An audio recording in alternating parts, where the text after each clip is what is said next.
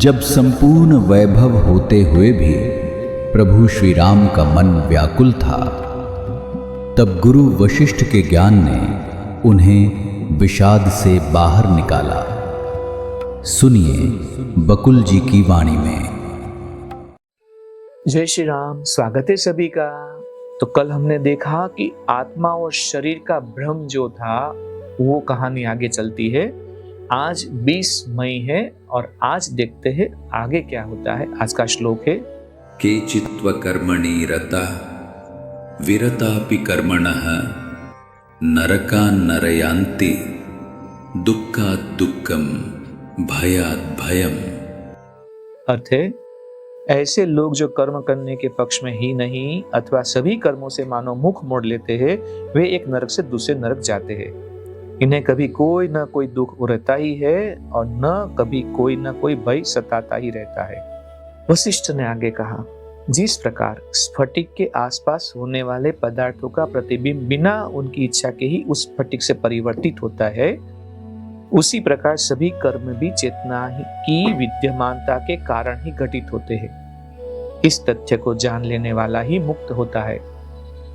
परंतु मानव शरीर प्राप्त करके भी जो संकल्प पूर्वक कर्म करने में प्रवृत्त होते हैं, वे नरक से स्वर्ग और स्वर्ग से नरक आते जाते रहते हैं।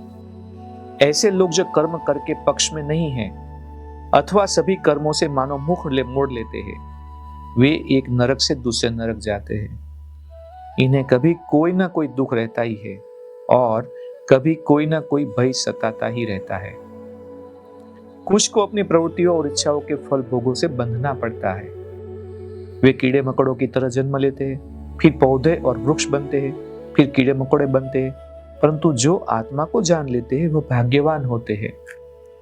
वे मन की प्रकृति का अनुसंधान करते हैं और सभी प्रकार की लालसाओं पर विजय प्राप्त कर लेते हैं। वे चेतना के उच्च स्तरों की ओर बढ़ते हैं। जब जिसने जन्म लिया हुआ है उसमें प्रकाश यानी कि सात्विक गुणों की प्रधानता के साथ साथ थोड़ी सी मलिनता यानी कि राजसिक गुण भी मिली हुई है। जन्म से वह शुभ कर्म करता है, उसमें आपसे आप सद्ज्ञान का प्रवेश होता है। मैत्री, दया, बुद्धिमत्ता, उपकार, उदारता आदि गुण उसका अनुसरण करते हैं और उसे अपना आवास बनाते हैं। वह सभी उपयुक्त कर्म करता है, परंतु उनका फल अच्छा होता है या बुरा, उससे उस पर कोई प्रभाव नहीं होता और न वह उससे हर्षित या दुखी होता है। उसका हृदय स्वच्छ है, लोगों में उसकी अत्यधिक पूछ होती है, अच्छे लोगों की पूछ होती है। इस प्रकार जिसमें सभी उत्तम गुण होते हैं, वह आत्मज्ञानी गुरु की शरण ग्रहण करता है। गुरु उसे आत्मज्ञान के पद पर अग्रसर करता है, तब उसे आत्मा का बोध होता है। पर ब्रह्मांड की यह शक्ति है।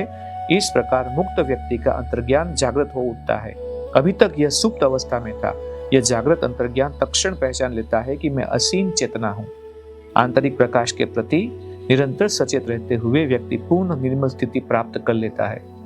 हे राम, विकास का ही यह सामान्य क्रम है। इस नियम के कुछ अवाद भी है। जिन्होंने इस संसार में जन्म लिया होता है, उन्हें मुक्ति की प्राप्ति दो तरह से होती है। एक तो गुरु के द्वारा निर्दिष्ट पथ पर धीरे धीरे चलने पर, और दूसरे आत्मज्ञान का सहसा उसके हृदय में उत्पन्न होने पर। आत्मज्ञान की प्राप्ति के इस दूसरे प्रकार के संबंध में मैं तुम्हें एक पुरानी कथा सुनाता हूँ, ध्यान से सुनो और कल देखते क्या कहानी है। तब तक के लिए हम विराम लेते हैं। जय श्री राम। इस ज्ञान यात्रा में हमारे साथ बने रहने के लिए चैनल को सब्सक्राइब करें और बेल आइकॉन दबाएं।